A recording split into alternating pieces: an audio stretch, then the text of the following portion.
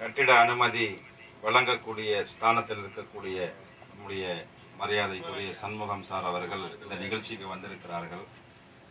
இந்த ஜமாத்தின் சார்பாக அவரிடத்தில் வேண்டுகோள் வைக்கிறோம். இதற்கான அனுமதியை முறையாக அவர்கள் வழங்க வேண்டும் என்று கேட்டுக்கொள்கிறேன். ஓரிரு வார்த்தைகள் அதை பற்றி அவர்கள் சொல்வார்கள். அன்பு இறை இல்லத்தின் துவக்க விழாவிற்கு வந்திருக்கின்ற அன்பு சார்ந்த பெரியோர்களுக்கும் சகோதர பெருமக்களுக்கும் எனது மாலை வணக்கத்தை தெரிவித்துக் கொண்டு, இந்த ஊராட்சியை பொறுத்தளவிலே நான் ஒரு 10 ஆண்டுகளாக பணியாற்றிக் கொண்டிருக்கிறேன். தலைவராக மக்களுடைய அன்பை பெற்று, அதற்கு முன்பு யூனியன் கவுன்சிலராக 5 ஆண்டுகள், கிட்டத்தட்ட 96 இருந்து மக்களுடைய அன்பை பெற்று 15 ஆண்டுகள் பணியாற்றிக் கொண்டிருக்கிறேன். நான் பொறுப்பெடுப்பதற்கு முன்பு இந்த பகுதியில் எந்த வீடுகளும் இல்லை. ஜே நகரில் ஒரு 100 வீடுகள் தான் புரட்சி அம்மா அவர்களால் பட்டா வழங்கப்பட்டு முதல் 100 குடும்பங்கள் தான் தாழ்த்தப்பட்ட மக்கள் குடிவந்தார்கள்.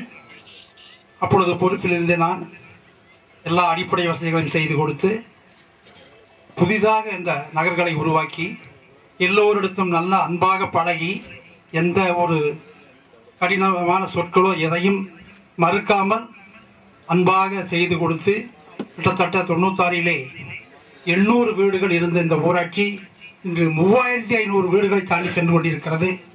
எங்களுடைய பெரும் முயற்சியால் L&D என்ற ஒரு பெரிய நிறுவனம் கிட்டத்தட்ட 300 ஏக்கர் வாங்கி 1000 கோடி ரூபாய் முதலீட்டிலே தொழில் தொடங்கி, அந்த L&D மூலமாக கிட்டத்தட்ட எங்களை ஊராட்சிக்கு, நமது ஊராட்சிக்கு கிட்டத்தட்ட 2 ஆண்டுக்கு 20 லட்சம் ரூபாய் வரி வெட்டுகிறார்கள்.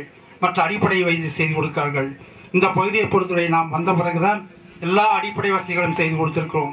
மீண்டும் வருகின்ற எல்லா மக்களுக்கும் அடிப்படை வசதி செய்து கொடுத்து, அவர் பக்கத்திலே எல்லோரும் வந்து எல்லோரும் சகோதராக வாழ எங்கள் ஊராட்சியின் மூலமாக உங்களுக்கு அனுமதி கொடுத்து, தெரு வழக்கு இன்னும் 2 நாட்களிலே நான் இந்த வீதி வழியாக ஒரு பொது வைப்பு, 2 நாட்களிலே நான் ஒரு பொது குடிநீர் குழாய் போட்டு கொடுத்து, 30 நாட்களிலே இங்கு ஒரு தெரு வழக்கு அமைத்து கொடுக்கிறேன்.